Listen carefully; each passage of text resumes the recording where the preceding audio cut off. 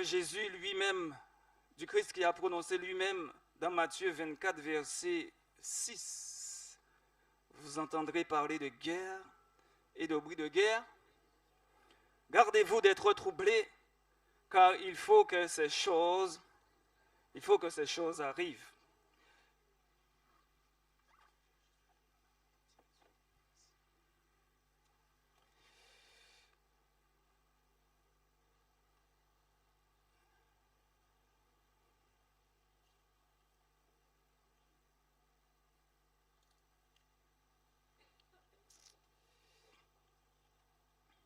Et comme vous le savez, nous sommes dans une période de guerre.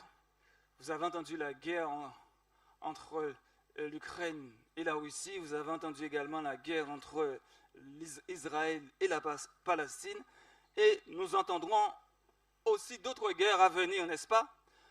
Mais ce matin, j'aimerais attirer votre attention sur la guerre véritable qui existe et qui sévit dans le monde. C'est la guerre des âmes. Vous avez vu comment nous avons passé 2 semaines à prêcher la parole de Dieu dans toute la Guadeloupe et comment il a été compliqué, parfois difficile pour les âmes de se décider pour l'éternité. Donc c'est une guerre réelle. Depuis plus de 6000 ans, Satan se bat contre Dieu à chaque seconde et ceci sans relâche pour qu'aucune âme ne quitte son camp pour rejoindre le camp du Christ.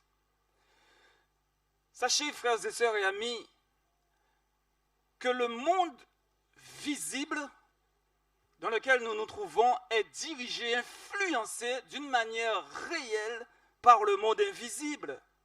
Le diable a tout préparé pour que vous et moi, nos enfants, nos bien-aimés, nos amis, nos collègues de travail, nous puissions finir avec lui dans le feu que Dieu a préparé pour lui et ses anges.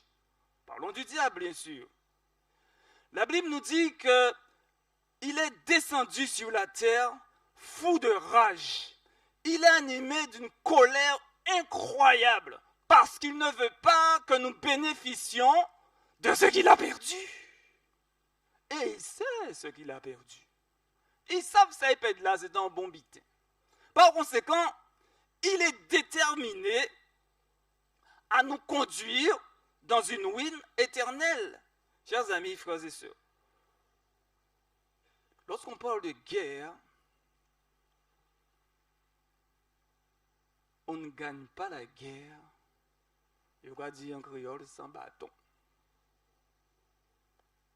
Il faut être armé, il faut être équipé, il faut être préparé. Ça ne se gagne pas par hasard au petit bonheur de la chance. Il est nécessaire d'avoir une stratégie, un plan bien élaboré, tout en prenant un maximum d'informations sur les forces et les faiblesses de son ennemi. Le titre de ce message, se sacrifier pour la liberté des autres.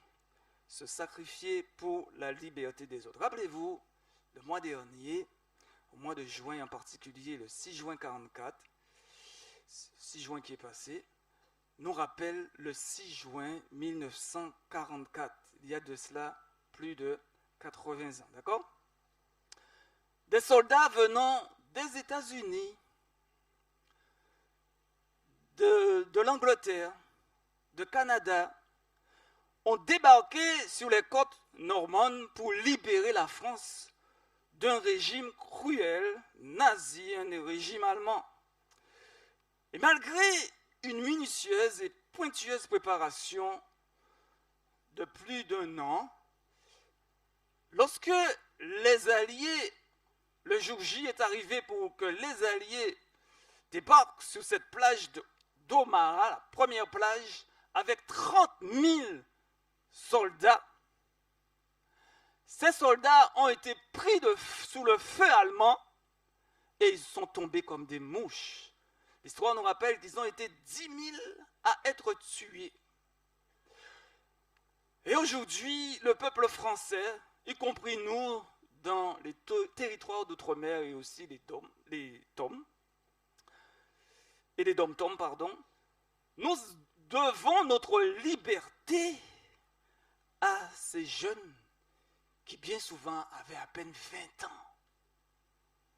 20 ans, ne connaissant même pas c'était quoi véritablement la France, mais ont choisi de s'engager dans ce combat-là, dans cette guerre-là, pour te libérer, me libérer ce matin. Il y a des élections ces jours-ci. On a l'impression que le passé veut nous rattraper.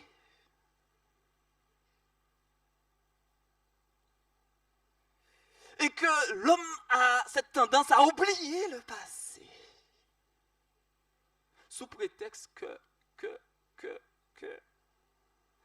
se sacrifier pour la liberté des autres, voilà ce que firent ces jeunes soldats qui n'ont plus revu leurs parents, qui n'ont plus été aux petits soins, au petit bonheur de leurs parents, qui n'ont plus revu les sourires et la joie de leurs parents.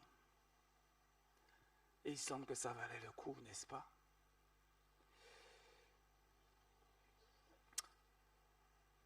Jésus réclame de vous et moi, chers frères et sœurs, ce matin, cette même nécessité à nous sacrifier pour la liberté des autres. Si nous voulons que nos amis, nos parents, nos bien-aimés quittent le camp du diable, soient sauvés entre les mains de l'ennemi.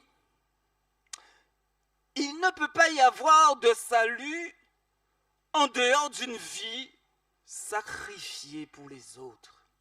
C'est pas possible. Vous pouvez quand même dire un petit amen. C'est pas possible de sauver des âmes sans qu'il y ait une vie sacrifiée en retour. Ça, c'est l'évangile. Le prophète Ésaïe nous le rappelle au chapitre 53. Nous devons aujourd'hui, adventistes du 7e jour, le monde entier également, toute la race humaine, notre liberté en Christ à cause de nos péchés qu'il a portés dans son cœur. Le texte dit qu'il a été brisé à cause de nos iniquités. Nous avons la paix intérieure parce que la colère de Dieu est tombée sur lui à Golgotha. Il a sacrifié sa vie pour sauver la tienne. Dans 2 Corinthiens chapitre 5 verset 21, nous lisons ce qui suit. Celui qui n'a point connu le péché, il a fait devenir péché pour nous, afin que nous devenions en lui cette justice de Dieu. Afin que nous devenions en lui quelqu'un de sauvé, quelqu'un de délivré. Oh, merveilleux Jésus que tu es. Comment peut-on se passer de toi? C'est pas possible, n'est-ce pas? Pensons-nous que nous pouvons sauver des âmes sans faire le moindre sacrifice? Ellen White dit ceci dans le livre Être avec Dieu chaque jour. Être semblable à Jésus, à la page 276. Le monde a besoin de familles, de missionnaires consacrés, et personne ne figurera sur les registres du ciel s'il n'a pas l'esprit missionnaire. Et nous savons que nous avons un petit problème avec ça ces jours-ci. Nous avons perdu cet esprit missionnaire.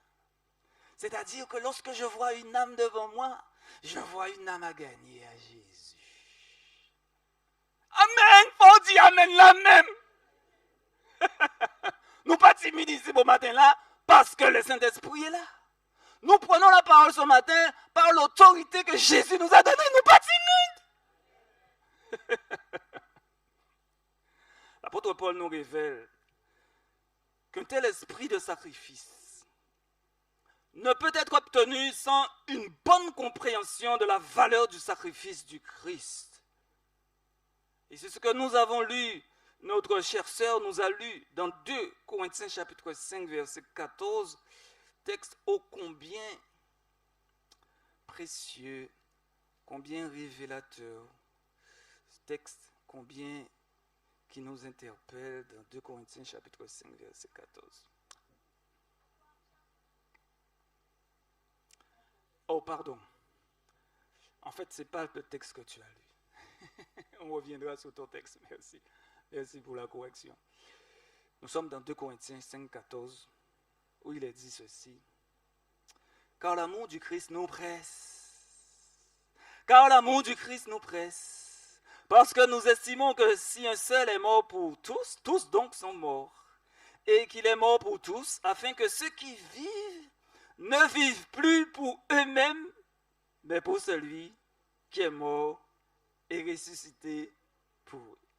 Oh, quel beau texte. L'apôtre Paul, l'apôtre parle de chrétiens qui étaient engagés dans l'évangélisation, ayant à cœur une seule motivation, l'amour pour le Christ et pour les âmes. Amen. Ah, j'espère que je vais vous apprivoiser ce matin. Chauvel chaud. Comment? Je ne suis pas Chauvel à l'eau. On a Chauvel. On est chaud. Yes. Bouillant pour le Seigneur. Bouillant. Et lorsque la parole de Dieu est prêchée, on dit Amen. Il y a des mauvais esprits par ici qui viennent nous rendre timides. Mais au nom de Jésus, nous là nous disons Amen, nous allons voler en éclat. Oui. Ça, c'est l'évangile. L'apôtre Paul dit au verset 20 que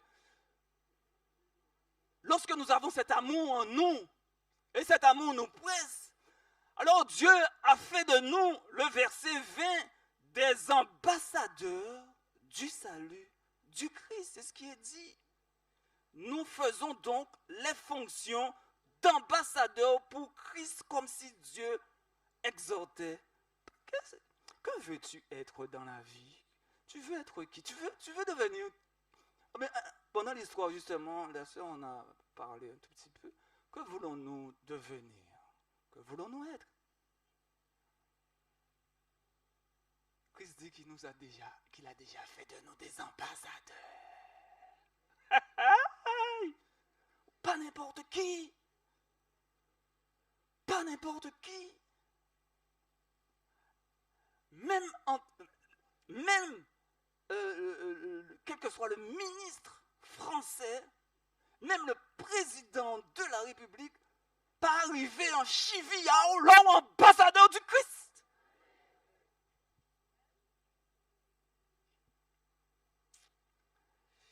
Gloire à Dieu pour les amens. Gloire à Dieu. L'amour du Christ pressait ses croyants au temps de Paul, les motivait, les excitait, les galvanisait pour les âmes. L'évangélisation ne les rendait pas stressés, ni énervés. Ce n'était pas un fardeau pour eux. Ils ont pris ça comme un délice, une joie, un honneur.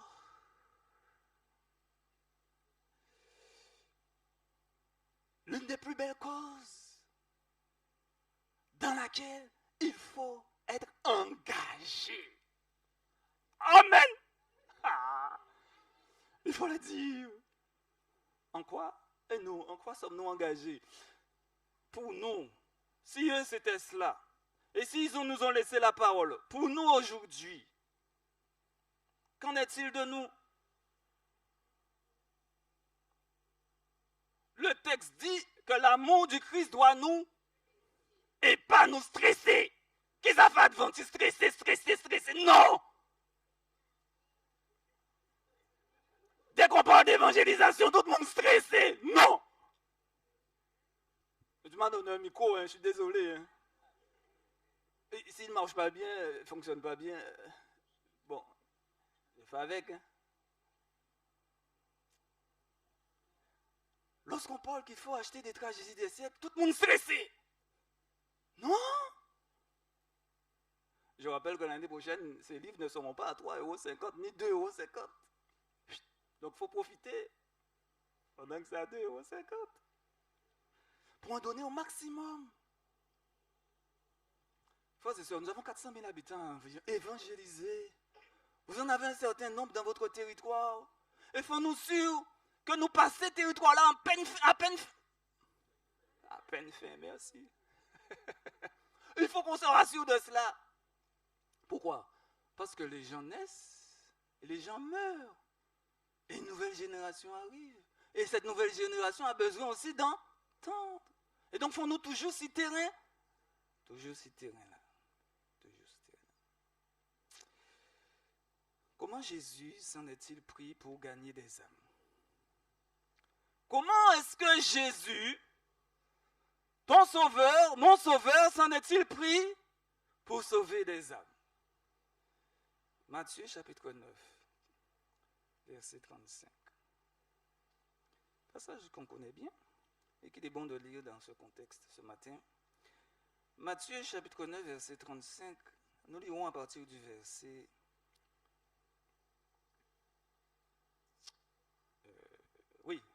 à partir du verset 35. Jésus nous dit, Matthieu, parcourait toutes les villes et les villages, enseignant dans la synagogue, prêchant la bonne nouvelle du royaume et guérissait toute maladie et toute infirmité. Verset 36, voyant la foule, il fut ému de compassion pour elle, parce qu'elle était languissante et abattue comme des brebis qui n'ont point de berger.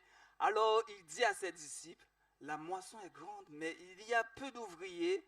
Priez donc le maître de la moisson d'envoyer des ouvriers dans la moisson. Jésus se mélangeait avec les gens. Jésus allait à la rencontre. Jésus ne restait pas à la synagogue et attendait à ce que les gens viennent. Non! Le texte dit qu'il y allait. Et il parcourait. Vous n'avez ni bicyclette, ni voiture, ni tramway, rien de tout ça. Des pieds. Et il y allait, infatigable. Il parcourait. Et remarquez, à sa grande surprise, il a l'impression qu'il était tout seul dans cette affaire. Il voyait les gens avaient faim et soif, mais il n'y avait pas assez de personnes pour les nourrir. C'est ce qui nous arrive aussi. Beaucoup de jeunes, beaucoup de nos jeunes, guadeloupéens bien sûr, sont dans une détresse incroyable, veulent s'en sortir de toutes sortes de drogues, de toutes sortes d'addictions, et finalement, ils ne nous trouvent pas devant eux. Nous devons nous trouver là où ils se trouvent. Comme Jésus, pour qu'ils puissent finalement trouver une réponse à leurs besoins. En parlant de ces textes, Ellen White dit ceci. Ellen White est en harmonie avec ce que faisait Jésus. La méthode du Sauveur pour sauver les âmes est la seule qui réussisse. Il se mêlait aux hommes pour leur faire du bien, leur témoignant sa sympathie, les soulageant et gagnant leur confiance, puis il leur disait, suivez-moi. Frères et sœurs, Ellen White nous dit, servante du Seigneur, inspirée par l'Esprit, en accord avec ce que dit Matthieu, qu'il faut se retrouver parmi les gens si nous voulons avoir du succès dans la mission. Amen. Nous ne devons pas nous retrouver chez nous, ni dans l'église matin, midi et soir. Mais là où les gens sont, là où il y a des malades. En effet, le débarquement des Alliés en Normandie a été une bonne nouvelle pour les Français. Même s'ils avaient perdu leurs bien-aimés soldats dans la guerre, puisqu'à la fin, il y a eu des soldats français également, mais ils ont été content d'être délivré d'un régime tyrannique où on ne peut pas parler, où on ne peut pas chanter, où on ne peut pas faire un rap. Bla bla, paye Dieu, mon fin bat. C'était ça. Pas droit à la parole.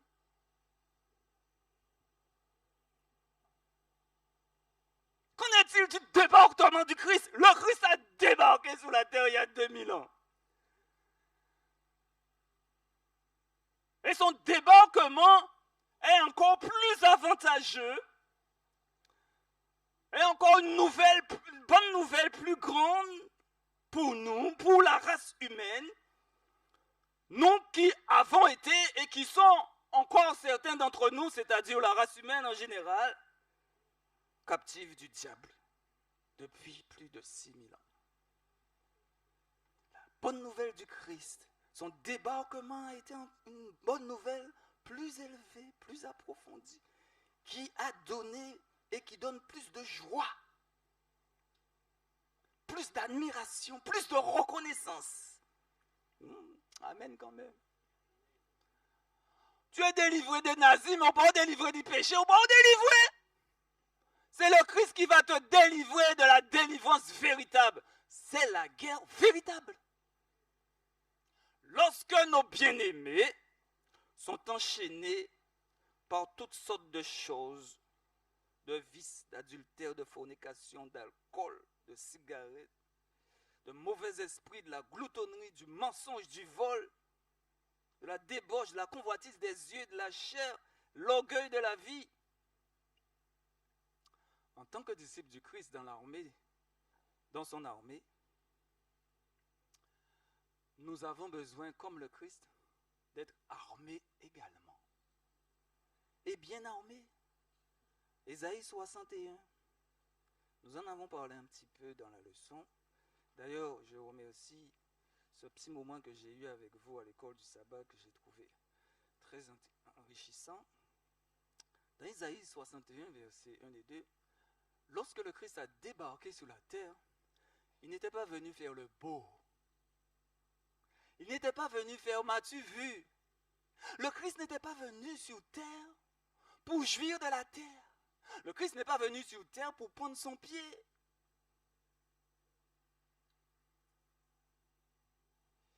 Le Christ est venu, écoutez ce qui est dit dans Ésaïe 61, à partir du verset 1er.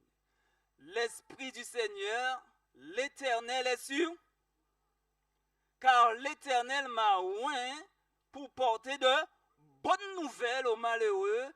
Il m'a envoyé pour guérir ceux qui ont le cœur brisé, pour proclamer aux captifs la liberté et aux prisonniers la délivrance. Verset 2, pour publier une année de grâce de l'Éternel et un jour de vengeance de notre Dieu, pour consoler les affligés.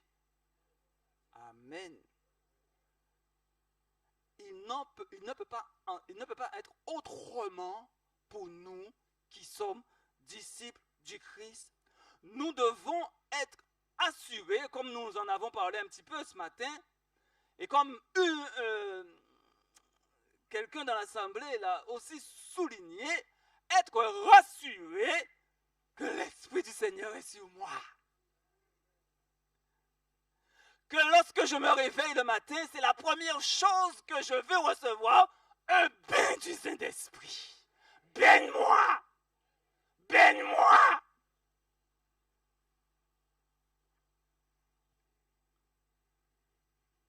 On ne peut pas sortir de l'eau du baptême et être dans l'insouciance ou dans l'ignorance en ce qui concerne le baptême du Saint-Esprit. Si tu n'as pas été baptisé une fois du Saint-Esprit, tu ne le sauras pas les autres jours. Tu as compris? Si tu n'as pas été baptisé du Saint-Esprit un jour, tu ne le sauras pas les autres jours. Le Christ Jésus a été baptisé du Saint-Esprit. Si lui l'a été, nous aussi nous avons besoin de nous... Et il a prié pour ça. Il n'a pas simplement attendu. Ah, il va venir automatique. Non, mais t'es là pas automatique. Il faut te mettre à genoux et supplier Dieu. J'ai besoin d'un baptême du Saint-Esprit. J'ai été baptisé donc, mais ça fait 30 ans moi adventiste. En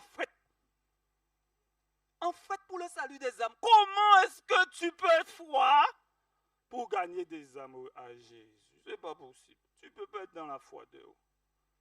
Le Christ est chaud pour le salut des hommes. Il était zélé. Amen, c'est le Christ. Hein?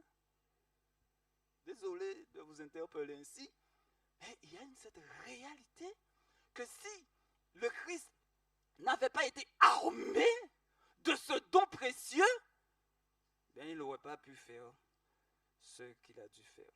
Ainsi, Ellen White nous disait que, on revient à la citation, comment il était important de faire comme le Christ. Et en tant que responsable du ministère des publications, je partage avec vous quelques citations d'Ellen White concernant cette affaire. On y va, on continue. Voilà ce que dit Ellen White, témoignage pour l'Église, volume 3, 412, page 412. Il devrait y avoir dans nos églises davantage de membres qui fassent du travail de maison en maison, donner des études bibliques et distribuer des imprimés. Frères et sœurs, ce n'est pas parce que nous sommes en 2024, au 21e siècle, que cette méthode est dépassée.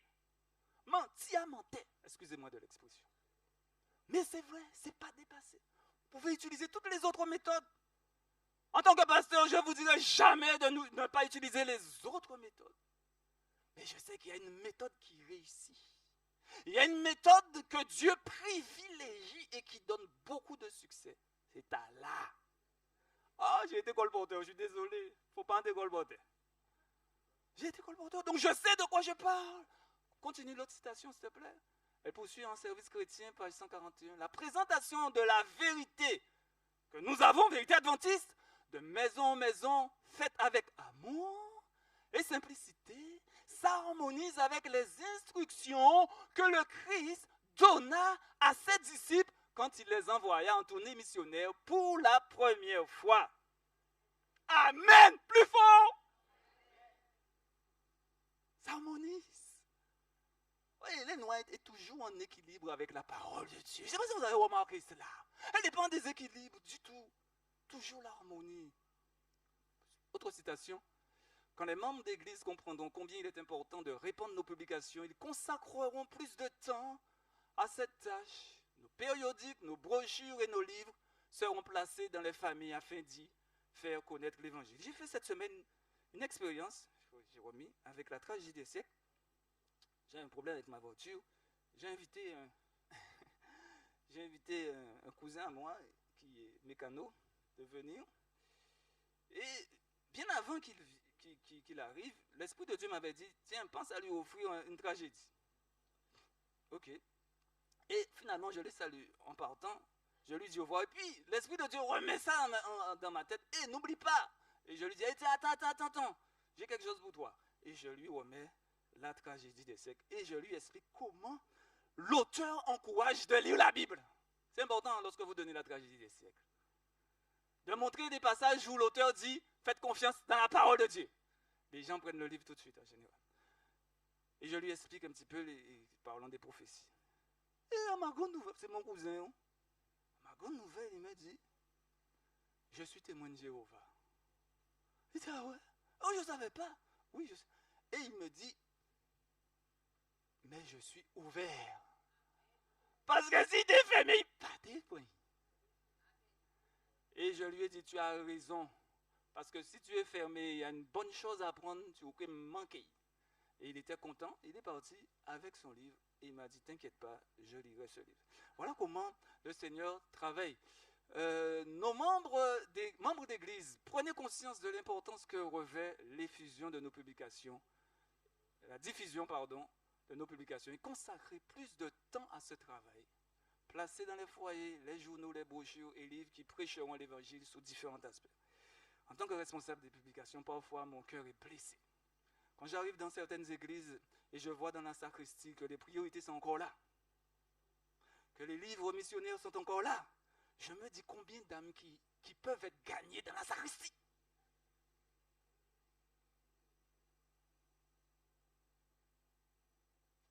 quand j'entends qu'on a acheté des livres l'année dernière et il nous en reste encore, comment ça se fait qu'il t'en reste encore? L'année a changé.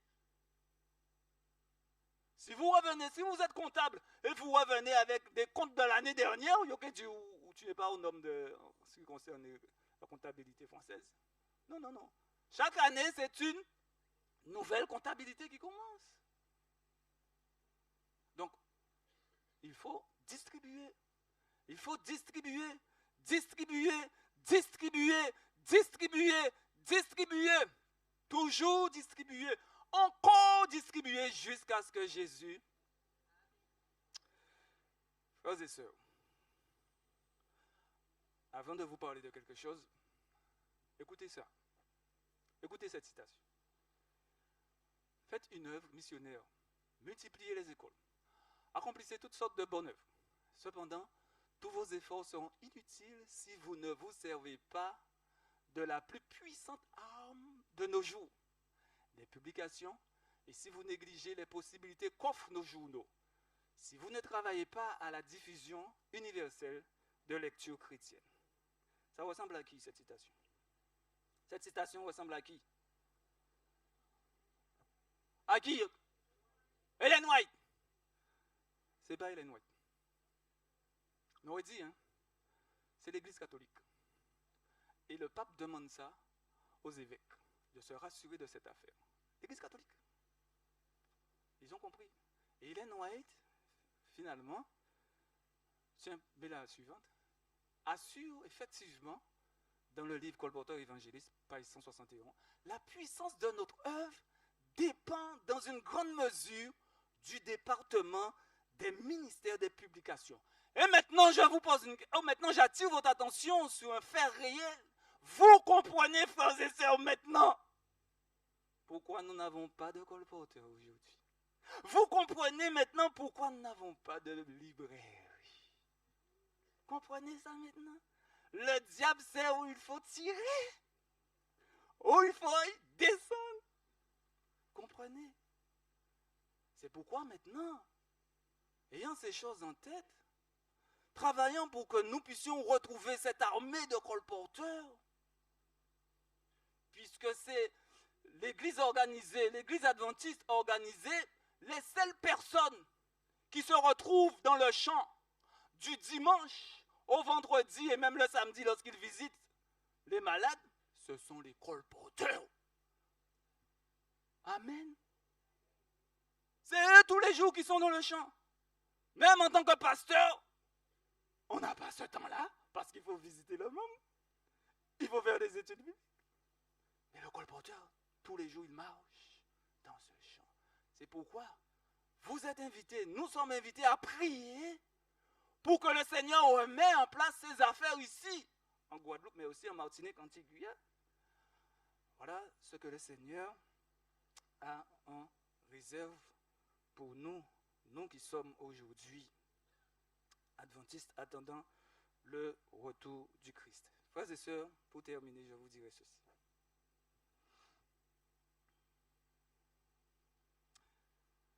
Il y a deux choses que nous allons amener au ciel. Deux choses que nous allons amener au ciel. La première chose, notre voiture. Non? Oh, et pourquoi nous aimons ça? La deuxième chose, nos vêtements. Non? Oh, et pourquoi nous aimons ça? Nous aimons tout... Regardez comment je suis bien habillé ce matin. Deux choses. Première chose. Et la deuxième chose, le caractère, c'est-à-dire être comme Jésus. D'accord? Être comme Jésus. Et dans notre génération, c'est vraiment être comme Jésus. Hein? Par le Saint-Esprit, bien sûr. Et la deuxième chose, je vous écoute. Plus fort. Les âmes gagnées, effectivement. Il ne faut pas avoir peur de dire ça. Il ne faut pas avoir peur de le dire parce qu'il ne peut pas y avoir au ciel de couronne sans étoiles. Car les étoiles représentent les âmes gagnées. Paul dit, dans le texte que nous a lu notre chère sœur, qu'il n'y a aucune gloire à tirer lorsque je dois prêcher l'évangile. Je n'ai pas une gloire personnelle à m'en faire. Non. prêche pas l'évangile pour dire ah, c'est moi mené en tel dans l'église là, c'est moi mené en tel, c'est moi mené. Non, mené qui monde? Non! Aucune gloire à tirer. Paul dit la nécessité m'est imposée. La nécessité m'est imposée. Ça veut dire que c'est une question de vie ou de mort. Comment en tant qu'adventiste du 7e jour, alors que j'attends le retour de Jésus, quelqu'un est en train de se noyer et je mets la main dans la poche, je lui tends pas la main. Ça c'est Pierre, dans le bateau avec Jésus, marchant sous l'eau. Et il crie sauve-moi et Jésus dit tant pis bon. Non, Jésus lui tend la main et il le soulève et il le sauve. Jésus nous invite à tendre la main aux âmes. Tendons-leur des livres, tendons-leur des priorités, tendons-leur une prière, tendons-leur tout ce que nous pouvons les tendre pour que lorsqu'ils seront au ciel, ils puissent dire merci. Merci, c'est grâce à toi si je suis là. Tu te rappelles? Y a-t-il quelqu'un ce matin qui veut se consacrer ou reconsacrer à se sacrifier pour la liberté des autres? Je l'invite à venir ici et j'aimerais prier pour cette personne. Se consacrer ou se reconsacrer pour la liberté des autres en se sacrifiant. Car il n'y a pas de salut sans sacrifice. Gloire à Dieu. Gloire à Dieu. Tant que nous avons le souffle, tant que nous avons la vie, même par une prière d'intercession pour quelqu'un que nous savons en difficulté, Dieu nous utilise. Frères et sœurs, nous devons comprendre que nous sommes sous cette brèche, dans une guerre réelle, dans un combat spirituel réel. J'ai 6 enfants et je ne vois pas comment ils seront sauvés si Jésus ne fait pas quelque chose pour eux, si je ne suis pas en train d'intercéder tout le temps pour eux.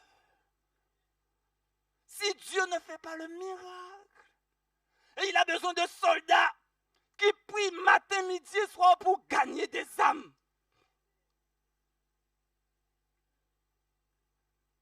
Nous sommes des adventistes du 7e jour. Dieu nous a confié ce message en ces derniers jours. Et avez-vous remarqué que les évangélistes de plus en plus nous rejoignent? Ça veut dire que le vent souffle. Et nous qui sommes là, il ne faut pas nous laisser nous dépasser parce que nous avons ce message que Dieu nous a donné.